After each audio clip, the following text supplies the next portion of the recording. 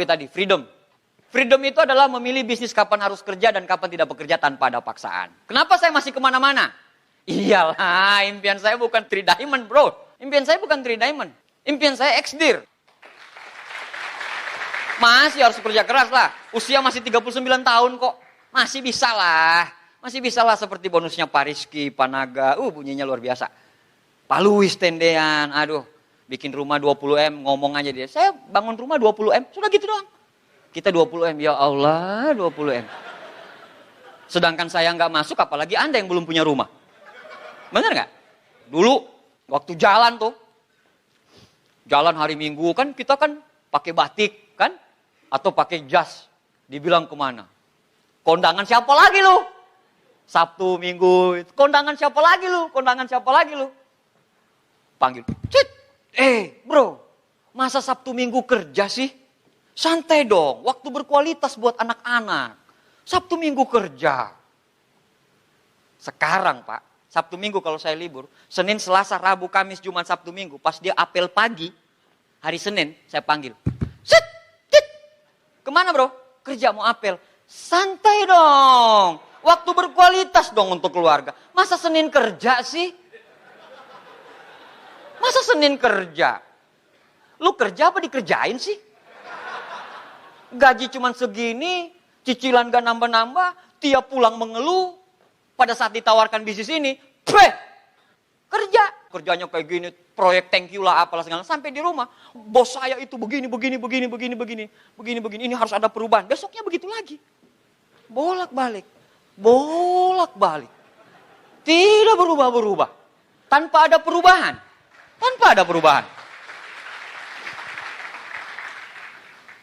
Ini keliling dunia saya ya.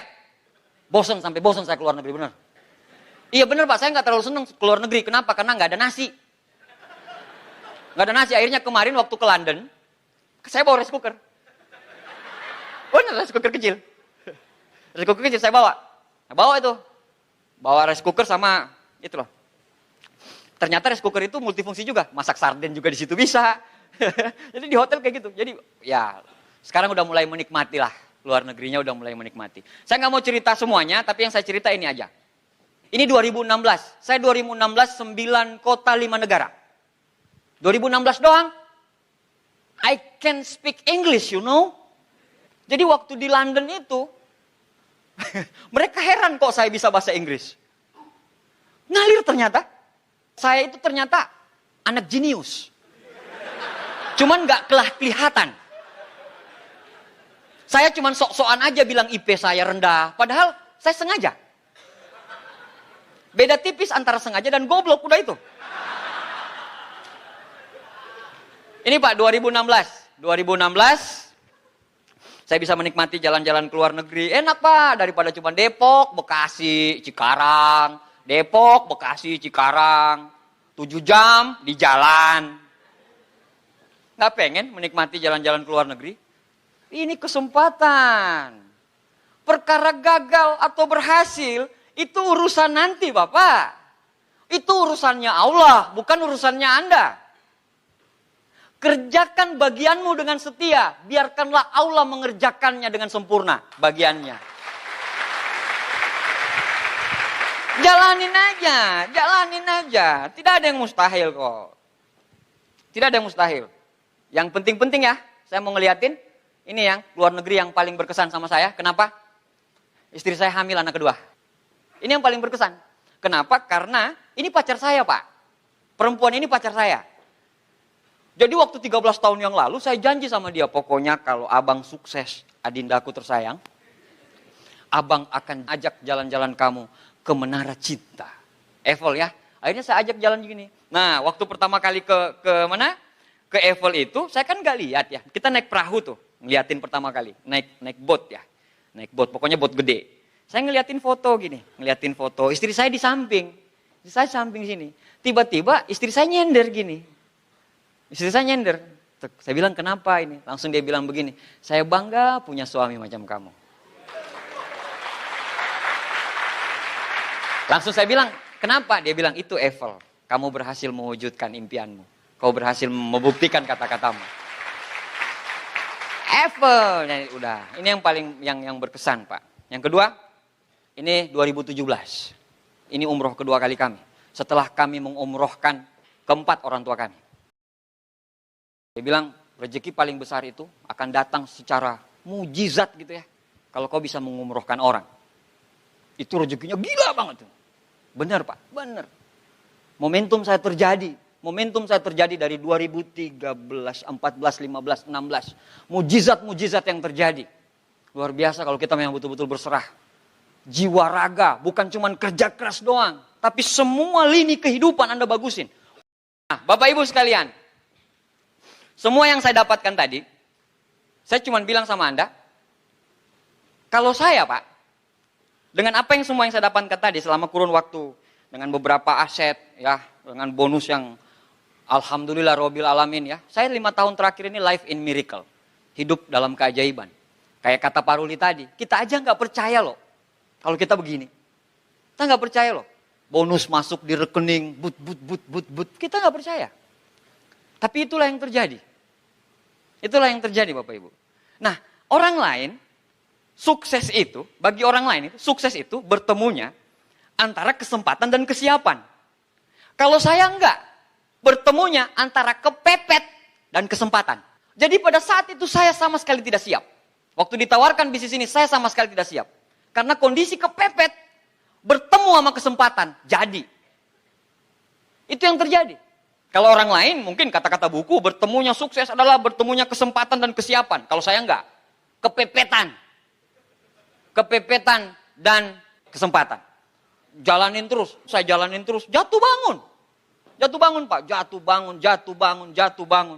Saya cuma percaya satu hal. Saya cuma percaya satu hal. Manjada wajada.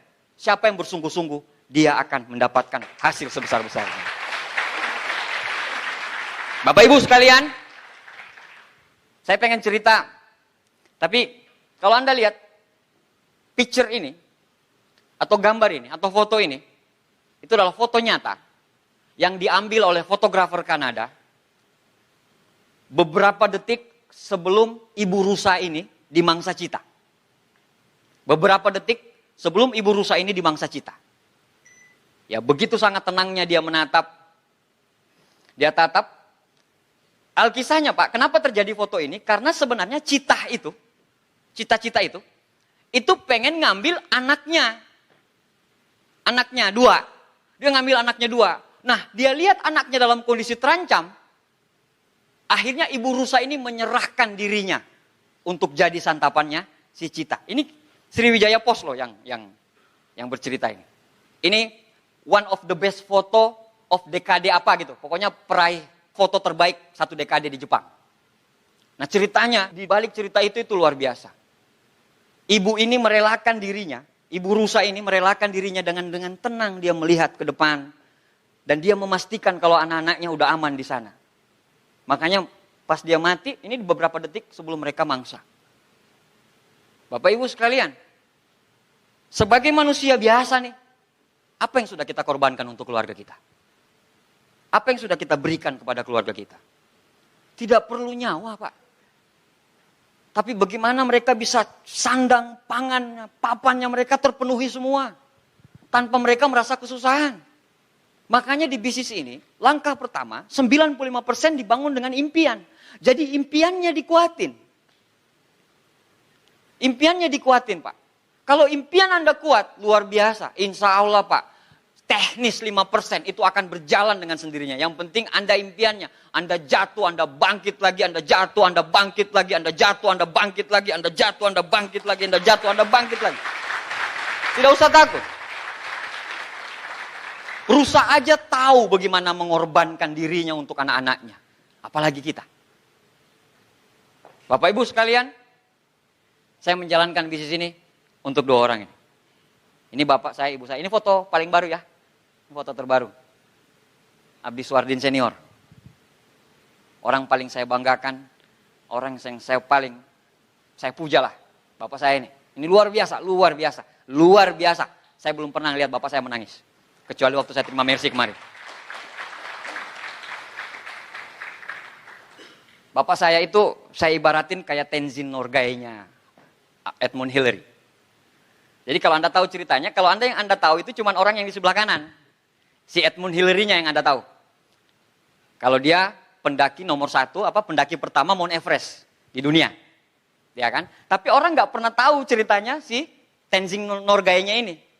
Orang nggak tahu Tenzing Norgay. Tenzing Norgay ini siapa? Mereka kan berdua naik dan berdua nyampe. Tapi nomor 1 Edmund Hillary, nomor 2 si Tenzing Norgay kan?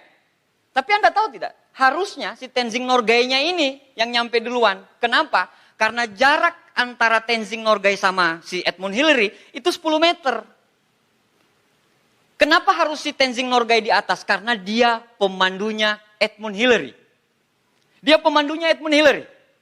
Harusnya pemandu nyampe duluan kan? Harusnya pemandunya nyampe duluan. Tapi 5 meter sebelum puncak, dia bergeser ke kiri, dan dia persilakan Edmund Hillary untuk mengambil puncak duluan. Pas mereka turun Pak, pas mereka turun ke bawah, ditanyain. Semua ngerubutin si siapa? Edmund Hillary. Hanya satu wartawan yang wawancarai si Tenzing Norgay. Dia bilang kayak gini, Bapak pemandunya kan? Iya. Harusnya kan Bapak yang duluan, bukan si Edmund Hillary. Dia bilang, iya, memang benar. Tapi 5 meter sebelum finish, sebelum puncak, saya bergeser ke kiri untuk mempersilahkan Edmund Hillary menginjakkan kakinya pertama kali di Mount Everest. Kenapa bisa Bapak lakukan itu? Dia bilang, itu impiannya Edmund Hillary.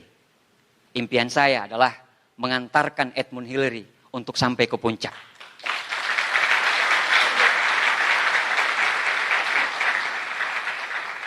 Next. Bapak Ibu, inilah Tenzing Norgay saya. Dari bapak saya belajar arti kesetiaan. Dari bapak saya belajar bagaimana caranya bekerja keras. Dari bapak saya belajar bagaimana berkorban untuk keluarga. Ini Tenzing Norgay saya. Bagaimana dengan Anda? Pak, kalaupun harus nyawa saya serahin untuk mereka berdua, saya lakuin. Apalagi cuman kerja keras, apalagi cuman hancur lebur. Kecil dibandingkan dengan senyum mereka.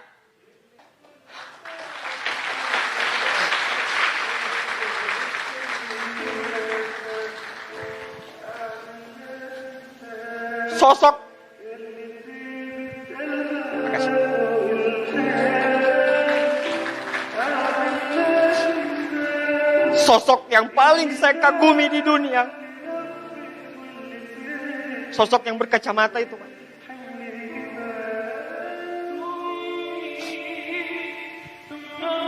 Waktu saya sudah sukses seperti sekarang, Pak, kalau saya pulang Palu, dia siap mendengarkan saya berapa jam pun saya cerita. Karena dia suka sekali mendengarkan saya. Dan memang mama bilang dari dulu memang papa seperti itu. Kalau kamu pulang dari sekolah, papa selalu suka dengerin. Dan memang luar biasa sekali ini orang, Pak. Saya bangga sekali, walaupun kami miskin gitu, saya bangga sekali lahir jadi anak kandung dari beliau. Kalau bapak saya kemarin, Pak, ulang tahun pernikahan mereka. Mungkin sebagian ada yang tahu. Saya beliin rumah harga 500 juta, Pak, untuk mereka cash.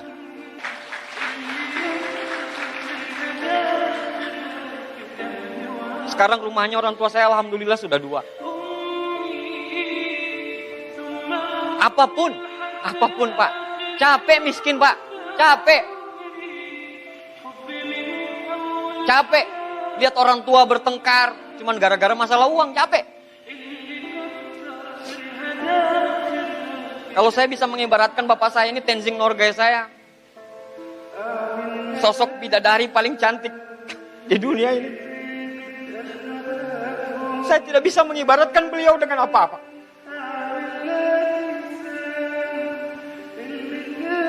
Berapa kali mujizat terjadi di bisnis saya.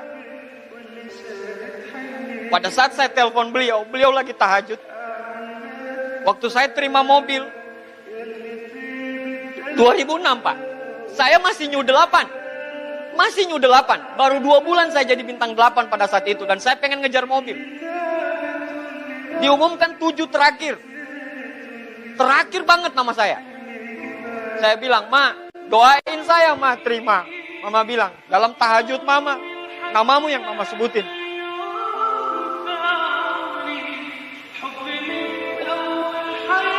Waktu terima villa juga. Waktu terima villa.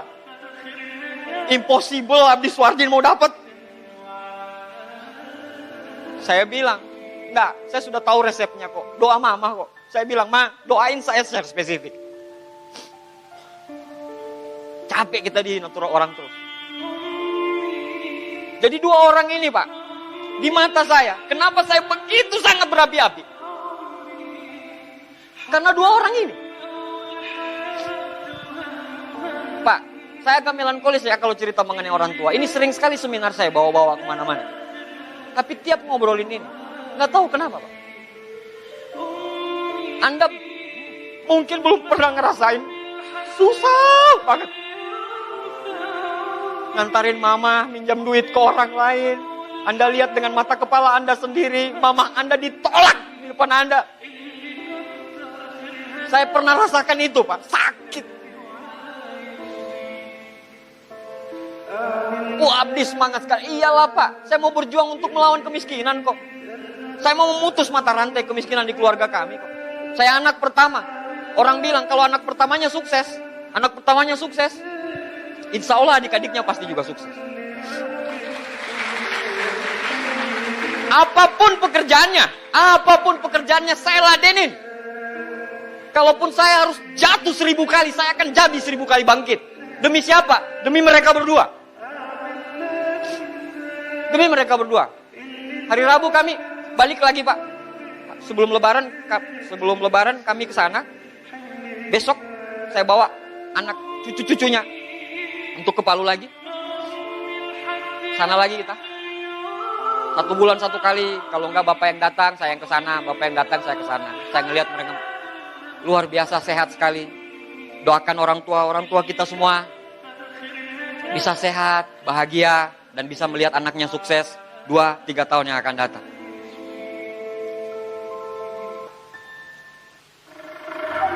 Keluarga kecil saya. Saya nggak ambil foto resmi ya. Saya ambilnya dari foto handphone. Karena bagi saya handphone foto ini, mata mereka berbicara. Kalau mereka bahagia punya saya. Mereka bahagia banget punya saya. Itu anak saya yang paling kecil tuh. Oh udah, luar biasa. Saya pengen memberikan yang terbaik untuk keluarga-keluarga, untuk orang ini. Untuk perempuan yang di atas tuh.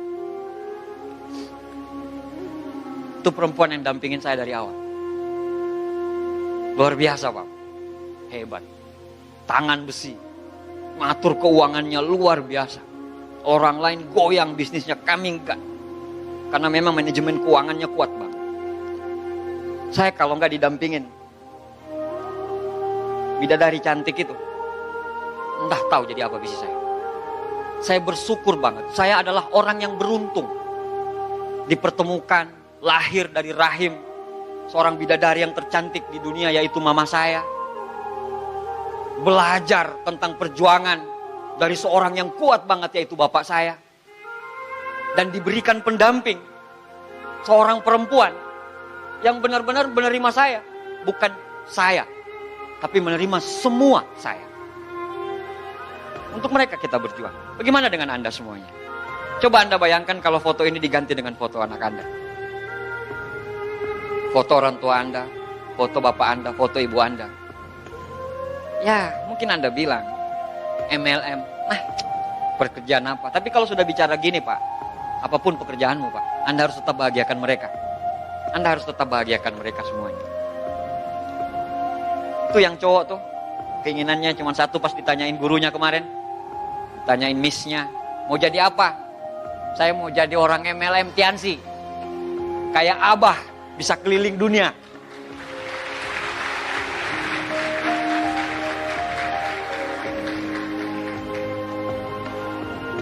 Waktu nikah, Saya bilang sama istri saya, kalau kita uangnya udah banyak dan kita sukses di Tiansi, kita akan kuliahkan anak-anak kita di luar negeri. Insya Allah, anak-anak saya ini saya udah siapin dari sekarang. Target utamanya London yang pertama. Kami akan kuliahkan mereka ke London. Kalau enggak, ya Australia lah. Yang pasti, jangan seperti bapaknya lah. Kosan nobaden, nggak ada motor. Saya pengen ada grade kenaikan lebih tinggi. Yang laki-laki itu namanya Gaza Langgai, generasi Suardin. Yang perempuan namanya Gazia Nagaya, Cintania Suardin. Keluarga Suardin, Suardin bersaudara. Itu perempuan yang di atas itu yang ibunya anak-anak itu. Ya, itu namanya Ana Irawati. Kami punya keluarga yang luar biasa. Makanya saya bilang, saya beruntung Pak. Begitu juga dengan Anda. Anda juga beruntung. Sudah ditawarkan bisnis ini. Cuman persoalannya adalah, tidak akan ada sebuah perubahan hidup tanpa adanya perubahan. Andanya yang harus berubah dulu. Yakini dirimu, kalau kamu harus berubah. Setelah kamu yakini kamu bisa berubah, insya Allah semua jalan akan lapang di depan jalan. Bapak Ibu, semua gembok di dunia ini itu diciptakan dengan kuncinya. Semua masalah di dunia ini diizinkan oleh Allah untuk masuk ke kehidupan kita. Semua dengan semua solusinya. Kita punya 1000 macam masalah, tapi Allah punya 1001 macam solusinya. Anda jalanin, selesaikan masalah Anda, ambil masalah yang lebih dekat lagi. Selesaikan masalah Anda, ambil masalah Anda lagi. Selesaikan masalah Anda, ambil masalah Anda. Selesaikan masalah Anda, ambil masalah Anda. Selesaikan terus, selesaikan terus, selesaikan terus, selesaikan terus. Tanpa Anda sadari, Anda sudah berada di puncak kesuksesan. Allah Subhanahu wa Ta'ala tidak pernah menjanjikan langit itu selalu biru, bunga itu selalu mekar, dan mentari selalu bersinar. Tapi ketahuilah bahwa Allah selalu memberikan pelangi di setiap badai, senyum di setiap tetes air mata, berkah di setiap cobaan, dan jawaban di setiap doa. Bapak Ibu sekalian, tidak ada kemenangan tanpa pengorbanan. Untuk hidup yang seimbang, dibutuhkan ketidakseimbangan. Untuk melihat pelangi, Anda butuh melalui badai. Untuk melihat bintang yang terang sekali, Anda harus siap melihat gelapnya malam. Karena dengan adanya gelapnya malam, bintang Anda bisa bersinar. Untuk melompat lebih tinggi, Anda harus siap jongkok lebih ke bawah. Kalau sekarang Anda, bagi yang member, kalau sekarang Anda punya masalah semuanya, Bapak Ibu, semua orang punya masalah. Semua orang punya perangnya masing-masing. Anda punya perang. Anda berperang dengan kehidupan Anda. Anda berperang dengan masalah Anda. Saya juga berperang dengan masalah saya. Kita punya masalah, kita punya perang masing-masing. Itu yang kita selesaikan masing-masing. Tidak usah takut, karena kita punya Allah yang maha besar. Kalau kita yakini kita Tuhan itu maha adil lagi maha penyayang, harusnya kalau kami bisa, insya Allah 2 tahun ke depan, 3 tahun ke depan, Anda pun pasti bisa, Bapak Ibu sekalian. Bapak Ibu sekalian, lebih baik hidup 1 tahun sebagai seorang serigala daripada hidup 1000 tahun sebagai seorang domba. Lebih baik hidup 1 tahun sebagai seorang pemenang daripada hidup 1000 tahun sebagai seorang pecundang. Bagi Anda yang member, yang datang jauh-jauh dari kota-kota mana, perjalanan panjang, kadang hutang dan segala macam, Allah lihat perjuangan Anda. Allah tahu Anda berjuang. Allah tahu Anda berjuang. Tidak usah takut. Allah maha adil. Tuhan maha adil. Tuhan tahu siapa yang berjuang. Tuhan tahu Anda dari mana. Dan Tuhan tahu bagaimana usaha Anda semuanya. Anda gak usah takut. Anda teruskan. Anda jatuh. Anda bangkit. Anda jatuh. Anda bangkit. 1 kali jatuh, 1000 kali bangkit. 1 kali jatuh, 1000 kali bangkit. 1 kali jatuh, 1000 kali bangkit. 1 kali jatuh, 1000 kali bangkit. 2, 3, 4 tahun ke depan, Anda gantikan saya di sini sebagai seorang Tri Diamond God Lion. Terima kasih Jakarta. Sukses buat kita semuanya.